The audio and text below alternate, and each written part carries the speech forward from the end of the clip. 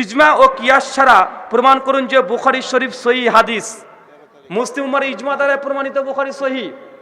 কথা বুঝতে পারলেন না? ইজমা মানা জায়েজ নাই, ইজমা ও কিয়াস মানা জায়েজ আছে কিনা? কি ইজমা ও কিয়াস উত্তর কি শুনেছেন? বলেছেন যে জায়েজ আছে। হ্যাঁ, যারা মানে ইজমা করে, আপনি বলেছেন ইজতিহাদ করা জায়েজ, যারা ইজতিহাদ করে তারা তো মুস্তাহিদ। জি আর মুস্তাহিদদেরকে ফলো করা, এটা তো আপনি তো নিজে স্বীকৃতি দিলেন। জি। তো কাজে যারা বৃহৎ ক্ষেত্রে ইমাম আবু হানিফাকে মানে তার মতকে মানে, তখনই ক্ষেত্রে আবার গলত হয়, ভ্রান্ত হয়, জাহান্নামী হয়, এটা কিভাবে সম্ভব? আচ্ছা, ভাইয়ের প্রশ্ন খুব চমৎকার প্রশ্ন করেছেন।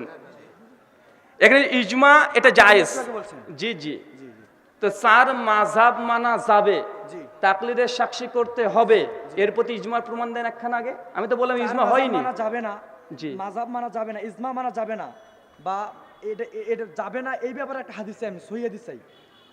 এবার মাযহাব মানা যাবে না, হারাম। সুনানুল কুবরা লিল বাইহাকি, দলিল সুনানুল কুবরা লিল বাইহাকি হাদিস নাম্বার 2000 লিখেন। যে না পাওয়া যায় জিপটাকে কেটে চলে যাব। নেন সুনানুল কুবরা লিল বাইহাকি হাদিস নাম্বার 2136। কি বললাম?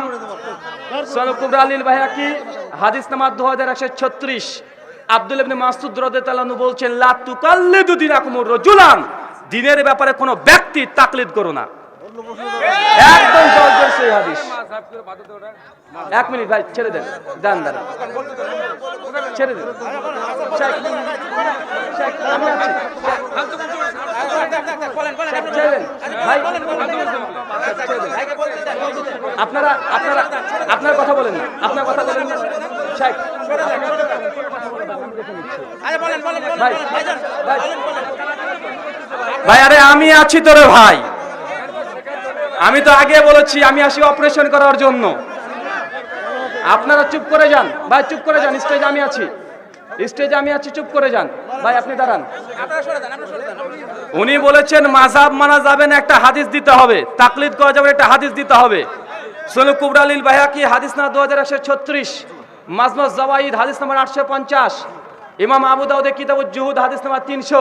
আমার একটা বই আছে তাকলিদের বিরুদ্ধে, 26 নম্বর পৃষ্ঠায় 25খানা দলিলকে জোগাড় করা হয়েছে তাকলিদ শব্দ দিয়েই। হারাম ঘোষণা করা হয়েছে, লা তুকাল্লিদু দিনাকুমুর রাজুলান, দিনের ব্যাপারে কারো তাকলিদ করো না। ইবনে মাসউদের স্পষ্ট ফতোয়া আছে। এবার বলেন। জি, আমি বলতে চাই যে অনেক লোক আছে যারা কোরআন হাদিস পড়তে পারে না, এবারও তো জানে না কোথায় কোন লেখা, কোন হাদিস কিভাবে, কিছুই জানে না। একজন কামলাখাটা মনে করেন, সে আলচুটা সারাদিনে, সে তো জানে না এখন এই দিনের সাধারণ মাসলার ক্ষেত্রে কিভাবে কোথায় হাত বাঁধবো, কোথায় নামাজ পড়বো, কেরাত কি করে বলবো, জানা। আমি আছি চুপ। এই ক্ষেত্রে কেউ কথা বলবেন না, বলেন। আমাকে এই ক্ষেত্রে তো আমাকে একজন হুজুরের কাছে গিয়ে আমাকে জানতে হবে। মাশাআল্লাহ। কালিমাটা বলেন, তার কালিমাটা বলেন। ভাই আপনি প্রশ্ন করেন, লিখছেন না, প্রশ্ন করেন। প্রশ্ন ভাইয়ের সেকেন্ড প্রশ্ন। ভাই আমি সারা রাত্রি প্রশ্ন উত্তর দেবো, কেউ কথা বলবেন না, স্টেজ এবং নিচে দেবো। ভাইয়ের চমৎকার প্রশ্ন। দেখেন আমি বলি, কথা বলার সুযোগ দেন। তারা সুযোগ দেয় না বলে আমরা সুযোগ দেব না এমনটা নয়, সুযোগ দিতে হবে। ভাই চুপ করেন, চুপ করেন ভাই, কে বিশৃঙ্খলা সৃষ্টি করবে না, চুপ করেন, একদম চুপ, সাইলেন্স, একদম সাইলেন্স, কেউ কথা বলবেন না। ভাইয়ের চমৎকার প্রশ্ন। ভাই সংশয় থাকতে পারে কি পারে না? পারে তো। ভাই প্রশ্ন করেছেন, একটা বাংলাও পড়তে পারে না, একজন কামলা খাটে, সে কোরআন হাদিস তো নিজে পড়া তো দূরে কথা, ও বাংলা বুঝে না, আরবি তো অনেক দূর কি বাত। তো এই ব্যক্তি ইসলাম মানতে চায়, কিভাবে মানবে? এই জন্য তো একজন হুজুরের কাছে গিয়ে তাকে প্রশ্ন জিজ্ঞাসা করে সমাধান নিতে হবে। তো ভাই এটা কি তাকলিদ? জিজ্ঞাসা করার নাম তাকলিদ? কাউকে মাসালা প্রশ্ন, কাউকে প্রশ্ন জিজ্ঞাসা করে শরীয়ত জানা, এটা কি তাকলিদ? তাকলিদের তাহলে সংজ্ঞার প্রয়োজন। তাকলিদ কাকে বলে? ভাই আমি বলি, মানে ভাই আত তাকলিদু আল কওলি গায়রি মিন গায়রি হুজ্জাতিন, আত তাকলিদু আল কওলি গায়রি মিন গায়রি হুজ্জাতিন, মুসাল্লামা সবুত হানাফিদের ফিকর বই 74 নম্বর পৃষ্ঠা, দিন মে তাকলিদ কি শরঈ हैसियत, জাস্টিস তাক উসমানীর 9 নম্বর পৃষ্ঠা, মাযহাব ও তাকলিদ কি ও কেন 19 নম্বর পৃষ্ঠায় বলা হচ্ছে তাকলিদ হচ্ছে ওই কর্ম যার পক্ষে গায়রি হুজ্জা, এর পক্ষে কোনো দলিল নেই। ইমামের একটা ইজতিহাদি ফতোয়াকে গ্রহণ করার নাম হচ্ছে তাকলিদ, যার পক্ষে কোনো দলিল আদিল্লা নেই, এর হচ্ছে তাকলিদ। এবার আমাদের প্রশ্ন, প্রথম সমাধানটা আগে নেন, দ্বিতীয় প্রশ্ন করবেন। আপনি বললেন একজন কামলা খাটে কোনো মানুষকে জিজ্ঞাসা করবে, জিজ্ঞাসা করার নাম কি তাকলিদ? আমি বলি তাকলিদ হচ্ছে, আমি কিছু জানি না, তাকলিদ ইখলাদুল মাদ্দা থেকে যে কাউকে নিজের ব্যাপারে গলার হার বানিয়ে দেওয়া, কোনো দ্বিধাদ্বন্দ্ব দলিল প্রশ্ন চাওয়া ছাড়াই, দলিল খোঁজা ছাড়াই ওই ব্যক্তির একটা কোরআন হাদিসের একটা পথ দেখিয়ে দেওয়া, এটাকে বলা হয় তাকলিদ। আপনি যত তাকলিদের ব্যাপারে ইস্তেলাহ জানবেন। ভাই আমি তো ওটাই বললাম, জি জি জি জি বলি তো আমি ওই প্রশ্নটা ব্যক্তির করিনি, জন্য- প্রশ্নটা করিনি। আমি বলেছি আপনি একটা সমাধান দিতে চাইলেন, তাকলিদ কেন করি সমাধান দিতে চেয়েছেন। একজন কামলা খাটা সে কোরআন হাদিস বুঝে না, মসজিদের ইমামের কাছ থেকে মাসালা জিজ্ঞাসা করবে, এটা আপনি সমাধান দিয়েছেন। এটাকে আপনি তাকলিদ বলেছেন, কিন্তু এটা তাকলিদ নয়। প্রশ্ন জিজ্ঞাসা করার নাম তাকলিদ নয়। প্রশ্ন জিজ্ঞাসা করার নাম যে তাকলিদ হয়, মুহাম্মদ সাল্লাল্লাহু আলাইহি ওয়াসাল্লামকে মুকাল্লিদ বলতে হবে। প্রমাণ সূরা ইউনূস 10 আয়াত নম্বর 94, আল্লাহ নবীকে বলছেন ফাসালিল্লাযিনা ইয়াকরাউনাল কিতাবা মিন ক্বাবলিক, হে নবী আপনার যদি না জানা থাকে ইহুদি খ্রিস্টানকে জিজ্ঞাসা করেন। নবীকে কি মুকাল্লিদ বলবেন ইহুদিদের? কথা বলেন। আল্লাহর নবীকে, এক মিনিট, আল্লাহর নবীকে কি, কারণ উনি বলছেন যে যে জানে না জিজ্ঞাসা করবে আহলে জিকিরের কাছে, আহলে ইলমের কাছে, এটাকে তাকলিদ বলছে। অথচ কোরআন হাদিস দ্বারা এটা তাকলিদ নয়, এটা ভুল ব্যাখ্যা। দুই নাম্বার, এর প্রমাণ দিয়েছে সূরা ইউনূসের 94 নম্বর আয়াত। আল্লাহ বলছেন হে নবী আপনি যদি না জানেন ওই ইহুদি খ্রিস্টানকে জিজ্ঞাসা করেন। নবী কি ইহুদি খ্রিস্টানের মুকাল্লিদ ছিল? দুই নম্বর প্রশ্ন আবার কই দিচ্ছি, এটার সঙ্গে সংশ্লিষ্ট। তাকলিদ যদি হয় মসজিদের ইমামের কাছে প্রশ্ন জিজ্ঞাসা করে উত্তর নেওয়া, তাহলে মুকাল্লিদ হলেন মসজিদের ইমামের। কেন আবু হানিফার মুকাল্লিদ বলছেন? ইমাম আবু হানিফার সর্বমাসালায় বলেন ভাই শেষ করেন, আপনি শেষ করেন, আমি আছি রে ভাই। ভাই আপনি ধৈর্য ধারণ করেন ভাই, সারা রাত চলে যাবে, ছেড়ে দেন, আপনি চুপ করেন ভাই। বলেন, আপনি বলেন, সুযোগ দিচ্ছি, বলেন। ওই তাকলিদের কথা যেটা বলতেছেন, যে তাকলিদ হচ্ছে ওই ওটাকে মানে অন্য কোনো কথার দিক নির্দেশনাকে গ্রহণ করা, এটাকে বলে তাকলিদ। ওই দিক নির্দেশনার দিকে দলিল চাই না। ভাই ভাই উনি বলে দিয়েছেন যে তাকলিদ উনি স্বীকার করছেন, তাকলিদ হচ্ছে ওটার যেটা দলিল নাই। তো ভাই শরীয়ত কি দলিলবিহীন চলতে পারে? শরীয়তে কি দলিল লাগবে কি লাগবে না? আল্লাহ পবিত্র কোরআনে বলছে সূরা ইউসুফ আয়াত নম্বর 106, কুল হাযিহি সাবিলি আদউ ইলাল্লাহি আলা বাসিরাতিন, হে নবী আপনি তাদেরকে বলুন আমি তোমাকে সোজা সরল পথে ডাকছি, আলা বাসিরাতিন, সুস্পষ্ট প্রমাণ সহকারে। নবী বলছে প্রমাণ সহকারে ডাকছি, আর উনি বলছেন তাকলিদ মানে দলিলবিহীন। তো ভাই বন্ধু দলিলবিহীন কোনো কথা মানা যাবে? আল্লাহ সুবহানাহু ওয়া তাআলা বলছেন পবিত্র কোরআন সূরা বাকারা সূরা নম্বর 2 আয়াত নম্বর 111, কুল হাতু বুরহানাকুম ইন কুনতুম সাদিকিন, সত্যবাদী হলে প্রমাণ পেশ করো। ইসলাম হচ্ছে প্রমাণের নাম। কথা বুঝতে পারছেন? কি বলতেছে শুনতেছেন কেন, পড়তেছেন কেন? চুপ করে ভাই, আমি একটা কথা বলি, উনি নিজেই স্বীকার করে নিচ্ছেন তাকলিদ মানে দলিলবিহীন কথা মেনে নেওয়া। তাকলিদ মানে গয়র হুজ্জা, যার পক্ষে দলিল থাকবে না, ইমাম বলেছে আমাকে মানতে হবে। আসেন একটু মানি। আমার কাছে ফতোয়া আলমগীর ইসলামিক ফাউন্ডেশন আছে। কি আছে? আজকে বইগুলো নিয়ে আসেনি, কারণ বাংলাদেশে আজকে দ্বিতীয় প্রোগ্রামে এখনো বই কাছে যেতে পারিনি। যদি বইগুলো থাকতো আরো বেশি ভালো হতো। একটা মাসালা দেখাচ্ছি, ফতোয়া আলমগীর ভাই ইসলামিক ফাউন্ডেশন, দেখতে পাচ্ছেন তো? না না এটা দেখেন ভাই ভাই আমাদের আলোচনা নতুন কোনো প্রশ্ন নেব না, এভাবে দিয়ে শেষ করে দেবো, সময় শেষ। 1:53 বেজে গেছে। তাকলিদ দেখেন দলিলবিহীন কথা, ভাই মানবে কিনা দেখে নি। ফতোয়া আলমগীর ইসলামিক ফাউন্ডেশন থেকে ছাপা, এটা আমার বাবার ঘরের নয়। 130 নম্বর পৃষ্ঠাতে একটা মাসালা খুলি, এখানে কি বলছে দেখেন। মাসালা নম্বর 23, বাংলা জল করছে।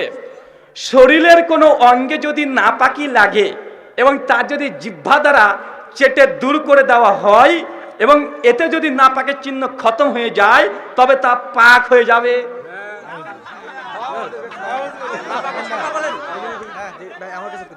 নেন গোটা পড়েন, পরিষ্কার ওনাকে দেন, ভাই পড়েন। ভাই আপনার চুপ করেন, এটাই শেষ, এটাই শেষ, মাসলা দেখে শেষ।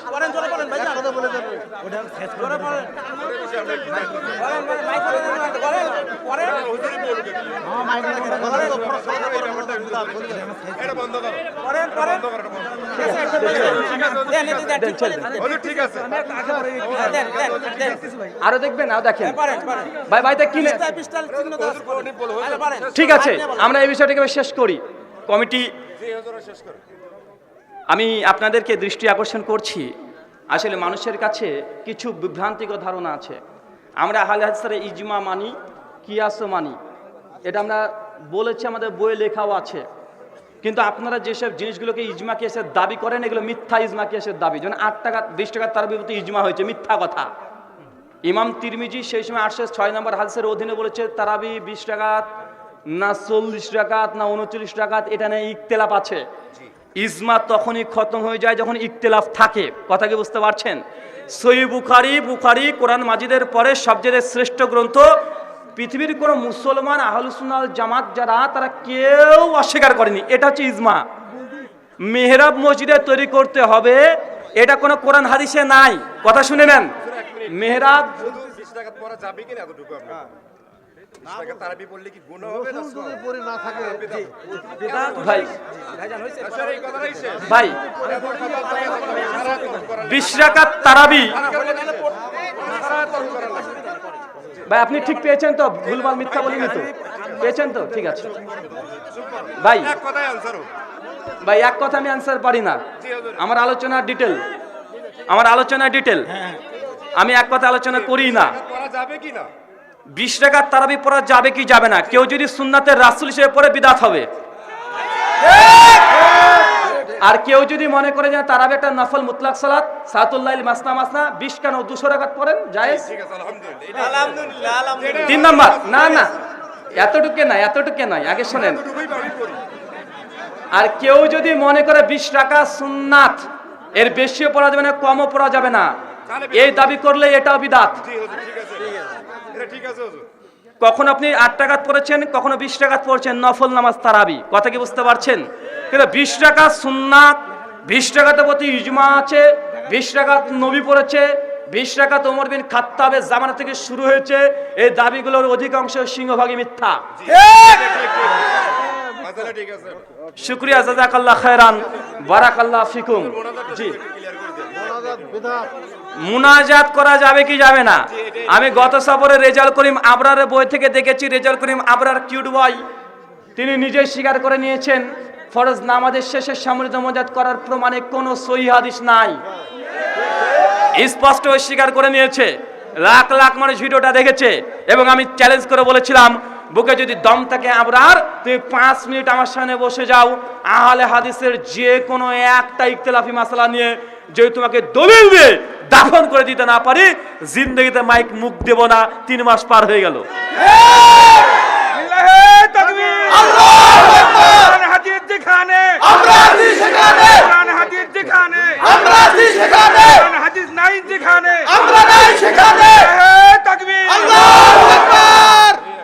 আমরা বলেছিলাম শবে বরাতের রাত্রিবেলাতে,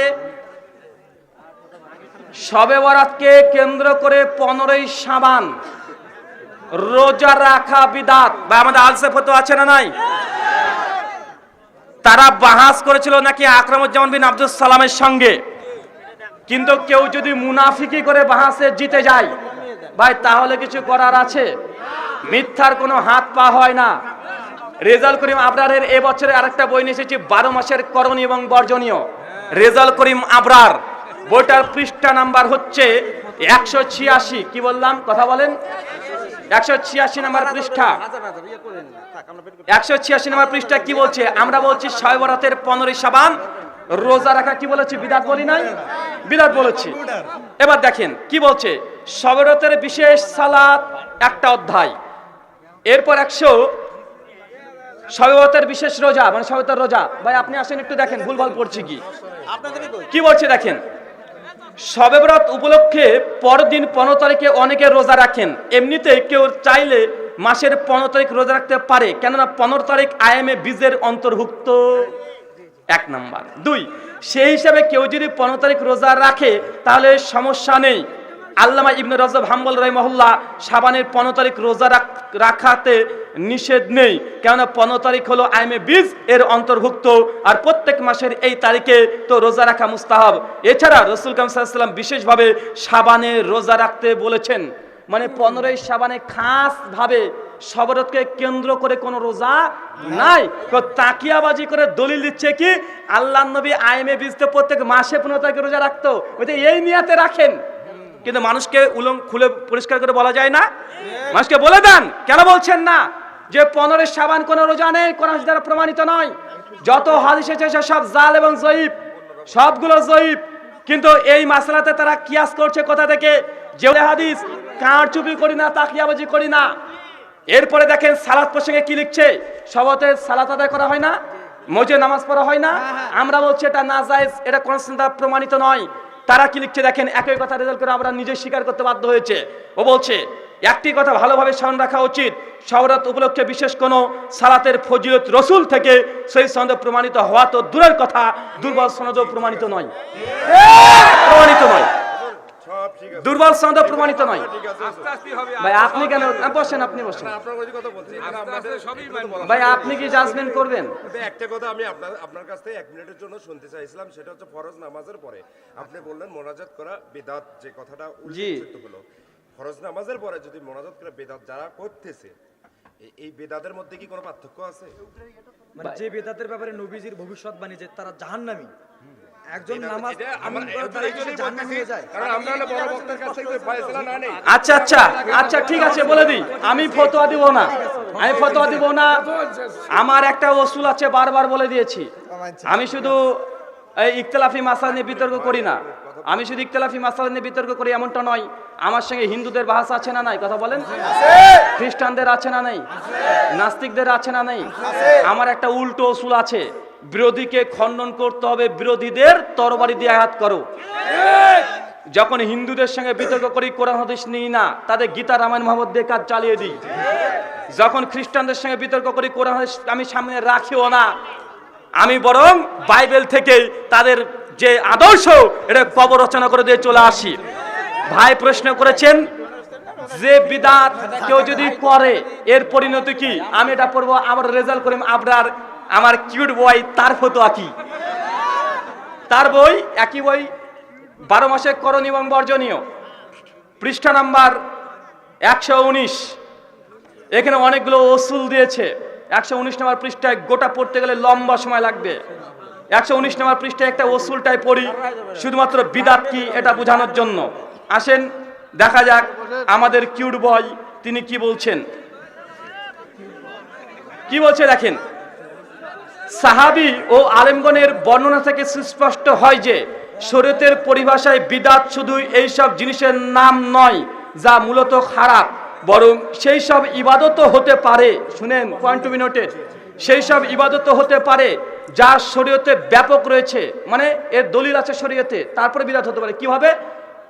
নিজের পক্ষ থেকে সেগুলো নির্দিষ্ট করা অথবা তার পদ্ধতি পাল্টে দেওয়া। কি দোয়া তো আছে ফরজ নামাজের পরে, কিন্তু পদ্ধতি যদি পাল্টে দিয়ে করেন, আবরার সাহেব তিনি কি বলছেন দেখেন, অথবা শরীয়তে নির্দিষ্ট ছিল চুপি চুপি আদায় করা, উদাহরণ দিচ্ছে, সেটাকে জোরে জোরে আদায় করা।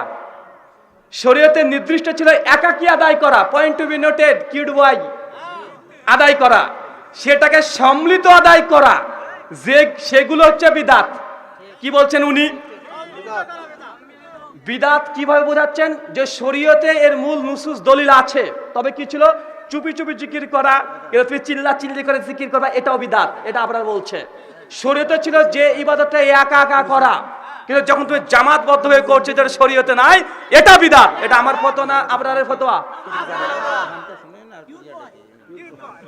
এরপরে কি বলছে, অর্থাৎ কমানো ও বাড়ানো, কমানো ও বাড়ানো, এবং যে জিনিস শরীয়তে 4 দলিলের আলোকে প্রমাণিত নয় তা স্পষ্ট বিদআত। বিদআতের ভয় প্রথমে আলোচনা করে বলেছেন যারা এই বিদআত করে, এই বিদআতের পরিণাম হচ্ছে ফিন্নার, তারা হচ্ছে জাহান্নামে যাবে। এটা আবরার সাহেব বলেছে তার বই 12 মাসে করণীয় এবং বর্জনীয় 114 নম্বর পৃষ্ঠা থেকে 125 নম্বর পৃষ্ঠা পর্যন্ত ডিটেল আলোচনা করেছে। সুন্নাত এবং বিদাতের উপর আলোচনা করতে গিয়ে তিনি বলেছেন এইসব বিদাতি মানে এটা বেরলভীর বিরুদ্ধে লিখতে গিয়েছিল। কথা বুঝতে পারছেন? বেরলভীরা জিকির আজকার করে না, চিলাচিলি করে, ওরা বিরুদ্ধে লিখতে গিয়ে হক উসুলটা বলে দিয়েছে। কথা বুঝতে পারছেন? শুকরিয়া, জাযাকাল্লাহ খায়রান, বারাকাল্লাহু ফিকুম। ওনা কি বলছেন? এশার সালাতের এক মিনিট আপনি বসেন তাহলে, এখানে বসেন। মাইক নেন, চেয়ার নেন। বিষয় নির্ধারণ করেন, বিষয় নির্ধারণ করেন। শর্ত লেখেন। এখনই হবে। বিষয় নির্ধারণ করেন। কি বিষয়? 10টা বিষয় হয়ে গেছে। ভাই ওনাকে কটা প্রশ্ন করা হোক। শেখার জন্য বলছি আমি কথাটা। আমি বাহাস করার জন্য না, এটা শেখার জন্য। এশার ফরজ সালাতের পরে বেদাত নামাজ নামাজ করা, ঠিক এশার নামাজের পরে আমরা কতক্ষণ পর্যন্ত কোরআন ও হাদিসের বক্তব্য এরকম প্যান্ডেল করে শুনতে পারি? ভাইজান প্রশ্ন করেছেন। ভাই এটা শেখার জন্য হুজুর, কিন্তু ভাই ঠিক আছে, ঠিক আছে, ঠিক আছে। শেখার জন্য বলছি। ভাইজানের প্রশ্ন, ভাই প্রশ্ন করতে দেন, সমস্যা কি? ভাইজান প্রশ্ন করেছেন ভাই এশার সালাতের পর কতক্ষণ ইলম অর্জন করা যায়? একটা আছে অনর্থক কথা বলা যাবে না, হাদিসে স্পষ্ট নিষিদ্ধ আছে। অনর্থক কোনো কথা বলা যাবে না, সহিহ বুখারী মুসলিমের একাধিক হাদিস। কিন্তু দিনের এই ইলম অর্জন যদি করতে চায় সারা রাত ধরে করবে। ইমাম বুখারীর জীবনী লিখেছে ইমাম খাতিব বাগদাদি তারিখে বাগদাদের মধ্যে। খাতিব বাগদাদি তিনি বলছেন এবং তারিখে দামেস্কের মধ্যে লিখেছেন ইমাম বুখারীর রাত্রিবেলাতে যখন উঠতেন সেই সময়তে তার শাগরেদকে নিয়ে সারা রাত্রি ধরে তিনি হাদিস চর্চা করতেন, সনদকে পাল্টে দিতেন, সনদকে ঠিক করতেন। ইমাম বুখারীর সম্পর্কে তার একজন ছাত্র বলছে আমি একদিন দেখছি উস্তাদকে এক রাত্রে 15 বার উঠেছে, লাইটটাকে অন করেছে, মানে মোমবাতি এই জাতীয় যা আছে আগুনকে আছে জ্বালিয়েছে, বন্ধ করেছে, উঠেছে। কি করছিল? বারবার তিনি ইলম অর্জন করছিলেন, লিখছিলেন, দার্স দিচ্ছিলেন। একাধিক সালাফদের আমল থেকে প্রমাণিত আছে এবং এটা হচ্ছে প্রকৃত ইজমা। এই ফতোয়া তাহলে আবরার সাহেবকে জিজ্ঞাসা করতে হবে। হাটা যাইতে পাঠিয়ে দেন, তারা তো এসার পরে জালসা ওয়াজ মাহফিল করে কি করে না? চরমনা এরা করে কি করে না? এনাদপুরি, জনপুরি, রাজারবাগি, ফুলতুলি, দেওয়ালবাগি, আটশি সবাই করে। তুমি মহারাজ, সাধু হলে আজ আমি আর চোর বটে। মনে রাখবেন, কিলিয়ে কখনো কাঁঠাল পাকানো যায় না। ভাবের গরুকে গাছে তোলা যায়, স্বপ্নের গরুকে গাছে তুলে দিতে পারেন। তবে আমরা মনে করি সমস্ত উলেমারা একমত, ইলম অর্জন সারা রাত যদি কেউ করতে চায়, ছাত্র শিক্ষক সারা রাত করতে পারবে। কথা কি বুঝতে পারছেন? তবে এটা কন্টিনিউয়াসলি নয়, প্রতিদিন নয়। কন্টিনিউয়াসলি যে করবেন এমনটা নয়। কারণ সহিহ বুখারী 563 নম্বর হাদিস কিতাবুন নিকাতে একজন সাহাবী বলছেন আল্লাহ তিনি ওয়াদা করেছিলেন যে সারা রাত্রি তাহাজ্জুদের নামাজ পড়বো। আল্লাহ নবী বলেছে ফালাইসা মিন্নি, কে যে সারা রাত্রি তাহাজ্জুদের নামাজ পড়ে সে আমার উম্মতের অন্তর্ভুক্ত নয়। ইলম অর্জন মাঝে মধ্যে যদি রাত্রিব্যাপী করেন এটা গুনাহ হারাম নয়, কিন্তু প্রতিদিন যদি করেন, নিজের শরীরের উপরে জোর দিয়ে চাপ দিয়ে যদি করেন, সহিহ বুখারীর 46 নম্বর হাদিস, আল্লাহ নবী বলেছে ততক্ষণ পর্যন্ত তোমরা ইবাদত করো যতক্ষণ তোমাদের শরীরে কোলায়। শরীর যখন পারবে না, ইবাদতকে ছেড়ে দিতে হবে। কথা বুঝতে পারছেন? শুকরিয়া, জাযাকাল্লাহ খায়রান, বারাকাল্লাহ ফিকুম। আল্লাহ সুবহানাহু ওয়া তাআলা যে কথা বললাম প্রথমে আমাকে, তারপর আপনাদের সবাইকে আমল করার তৌফিক দান করে। সকলে পড়ি আল্লাহুম্মা আমিন। মহান সত্তা আল্লাহ সুবহানাহু ওয়া তাআলার কাছে দোয়া, এই প্রার্থনা। কোথায় আছে প্রোগ্রাম? রেজাউন ভাইয়ের মাদ্রাসাতে সামনে বছর প্রোগ্রাম নিয়েছে, ইনশাআল্লাহ আমরা সকলে যাব। ইনশাআল্লাহ, ইনশাআল্লাহ। আল্লাহ সুবহানাহু ওয়া তাআলা আমরা যারা উপস্থিত আছি, যারা মৃত্যুবরণ করেছে, তা যদি শিরক না করে মৃত্যুবরণ করে, আল্লাহ সুবহানাহু ওয়া তাআলা তুমি তাকে ক্ষমা করে জান্নাতুল ফেরদৌস দান করো। সকলে পড়ি আল্লাহুম্মা আমিন। একটা ঘোষণা দিতে ভুলে গেছি, বিশেষ ঘোষণা। আমার লেখা